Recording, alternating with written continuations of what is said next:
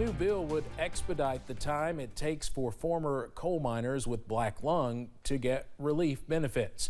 WYMT's Keaton Hall was at a news conference where Congressman Hal Rogers introduced the legislation today.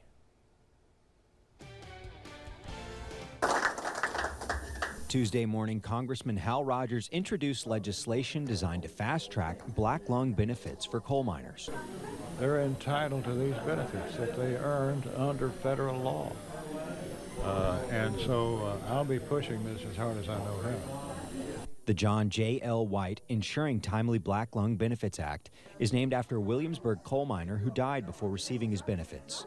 His daughter Jonna says her father would be honored to have his name on the bill. Having it named for him and knowing how much that would mean to him, that he kind of gets to be like the name on the blade of the knife that cuts the red tape, that would really mean a lot to my dad. Congressman Rogers agrees that red tape has caused the Department of Labor to be lethargic in doling out payments. I mean, I've dealt with these kinds of cases for years, 40 years, and it's always the same, red tape, trying to keep from having to pay the bill by the federal government. This bill would ensure that coal miners who have met the Department of Labor's medical eligibility requirements can begin receiving payments within 60 days. That it's going to help these miners that are in critical need and are facing, this financial strain without any help. Some in critical need right now. So today, I'm vowing to change the course for disabled coal miners with black lung disease. Now with hope of quicker benefits.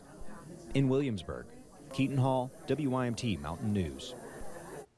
Congressman Rogers said that 119,000 Kentuckians have filed for black lung claims since 1973. That is the highest rate in the nation.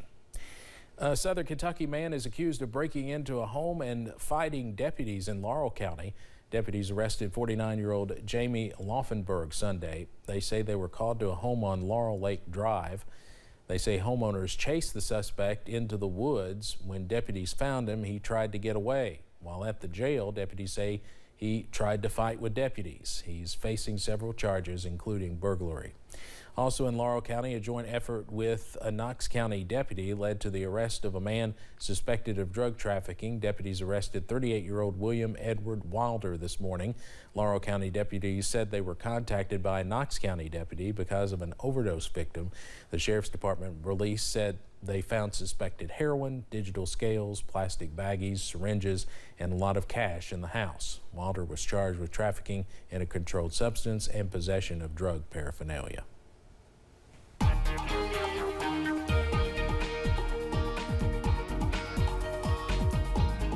Clouds continue to filter into the region this evening as we watch a little weak system try to head in our direction. You see those clouds working through now on our camera at the London Corbin Airport. Middle 60s outside right now. Still watching a little bit of sunshine, but the clouds overtaking that. Downtown Whitesburg, again, still a little bit of sunshine, but those clouds working in. Sitting at 62 at the moment. It's one of our cooler spots. Everybody else is in the middle and upper 60s this evening.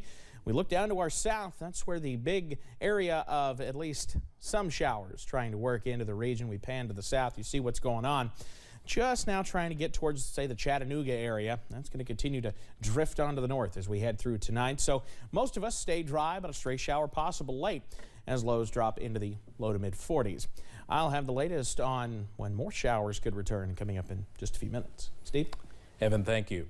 Following the devastating flooding of winter 2021, many groups stepped up to help save lives and eventually rebuild parts of eastern Kentucky. Some of those groups are being recognized this evening in Breathitt County at the UK Robinson Auditorium. It includes city mayors, county judge executives, law enforcement, emergency management, faith-based groups, and other regional leaders. Event organizers say the night is about giving them the formal recognition for how valuable their work was and continues to be. Everybody, I'm sure, is aware of all the devastation that we had, all the communities that were hit, thousands of people without homes, food, shelter. Groups from Breathitt, Wolfe, Perry, Lee, and Owsley counties will be celebrated tonight. In fact, that event is underway now. with a second event later this year covering more eastern Kentucky counties. And we'll have more on this tonight at 11. Kroger Health is participating in the Biden administration's Test to Treat initiative. Patients who show COVID symptoms at all the Little Clinic locations in Kentucky and other states will be able to get an antiviral prescription. You can schedule a test online now. Just select COVID viral test as the reason for your visit. A popular nonprofit that provides free medical care is coming back to eastern Kentucky. Remote Area Medical, also known as RAM, is looking for volunteers in the medical, dental, and vision fields. The two-day clinic will be held on June 11th and 12th at East Perry Elementary School in Hazard. RAM also needs language interpreters and general support staff volunteers.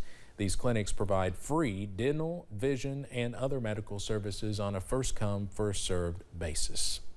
Senator Rand Paul is trying to oust Dr. Anthony Fauci. The Lexington Herald Leader reports Senator Paul filed a bill to eliminate Dr. Fauci's position. Fauci currently oversees the National Institute of Allergy and Infectious Diseases. Senator Paul wants to split the institute into three. The bill is unlikely to pass in the Senate. Dr. Fauci's office did not respond to requests for comment. The Glady Visitor Center at Red River Gorge will reopen with a new operator this month after being closed for 2 years due to the pandemic. U.S. Forest Service officials said that Find Outdoors will manage the center when it reopens on March 30th. The nonprofit organization is based in Pisgah Forest, North Carolina, and operates more than 20 similar facilities in 4 states. Along with trail maps, local history exhibits, and safety notifications, the center will offer more educational programming and a new gift shop. A weekend of special events is planned on April 2nd and 3rd. This St. Patrick's Day, Kentucky transportation leaders are reminding drivers to drive sober. They are partnering with the National Highway Traffic and Safety Administration for the Buzz Driving is Drunk Driving campaign. In the last 3 years, transportation officials reported 38 crashes in the state related to drunk driving on St. Patrick's Day. One of them was deadly. They say before having your fun, plan a way to get home safely. St. Patrick's Day is Thursday. The Kentucky women's basketball team won its first SEC title in 40 years last weekend. One Harlan County native was on the 1982 team, while another is on the 2022 team. WIT's Jade Saylor talked with Lynette Lewis-Shadoan to talk about her basketball career at Kentucky and where it's taken her now. She's live in Lexington. Jade? I'm here at Memorial Coliseum where I caught up with Harlan County native Lynette Lewis-Shadoan, who played for the Lady Cats when they won the SEC title in 1982, the last championship team before Kentucky cut down the nets this year. Lynette Lewis-Shadoan began her basketball career in Harlan County at Kaywood High School. But even then, she had her heart set on playing for the Kentucky Lady Cats. Just had it in my mind that this is where I wanted to play. And I went to every summer basketball camp, the Lady Cat camp, that Coach Debbie Yao, she was the coach at the time. Lynette didn't commit to play at any other school, and in the late spring of her senior year, Coach Debbie Yao offered her a spot to walk on her dream team. It was so surreal hitting the court with that going on, have my sweats over my uniform, and I'll never forget it. In 1982, Lynette was part of the Kentucky women's team that won the SEC title right in Memorial Coliseum against Tennessee. Her joy from winning as a player carried over 40 years later to Kentucky winning the SEC in 2022. I was thrilled. It's funny, on the day of the game, the championship game, I had made a Facebook post, and I said, you know what? I have a feeling these ladies are going to win. Harlan County not only had a native on the 1982 team, but also on the 2022 team. Blair Green. One of many things Blair and Lynette share in common is they both suffered season-ending injuries in the year their team won the title, and they are no stranger to each other. Her bright, positive attitude is so admirable. I just love that kid. Her leadership off of the court has been very effective. And Lynette is living in Lexington today, still supporting Kentucky women's basketball. My husband and I have season tickets to the games, so that's fun to be able to come to the home games and watch them play. And I went to the practices that we've been invited to attend. Lynette says the memories she holds here at UK and in Memorial Coliseum is something she will never forget.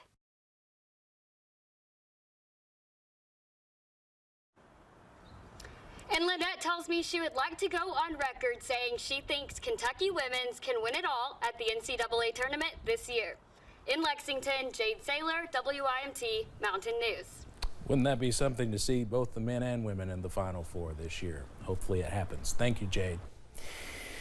Well, Lynette says she was happy to see this Kentucky team was able to experience the excitement of winning an SEC championship, but she's looking forward to seeing what they accomplish starting this Saturday in the tournament. Well, we want to remind you about Hoops Hysteria on WIMT.com and your chance to play our NCAA tournament bracket game. You can also compete against some of the WIMT staff and also win a 55-inch smart TV, a PlayStation 5, and 2 recliners. A $1 million prize will be awarded nationally if someone correctly picks all 63 games. You have until 15 minutes before the first game on March 17th to sign up. A symbolic day for the state legislature. Today, both House and Senate met at the old state capitol building in downtown Frankfort. The building was built in the 1830s. It was the setting for some lively political debates until 1910. Currently, it's restored to look like how it was in the 1850s. Legislators did roll call out loud this afternoon instead of electronically. The clerk even dressed up in period costume, reading from a scroll to mark the symbolic event.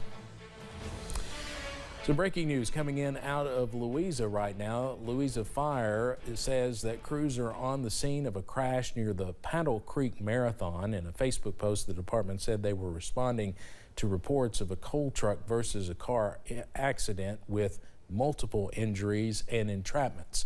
Officials with the fire department said the road is closed for now and that drivers should avoid the area. The post also said multiple helicopters are being sent to the scene with plans to land at a racetrack nearby. Of course, we'll keep you updated as we learn more about this apparently pretty serious crash up in Lawrence County. More showers are headed our way for tomorrow and perhaps a few more before the week is out. I've got that full breakdown straight ahead.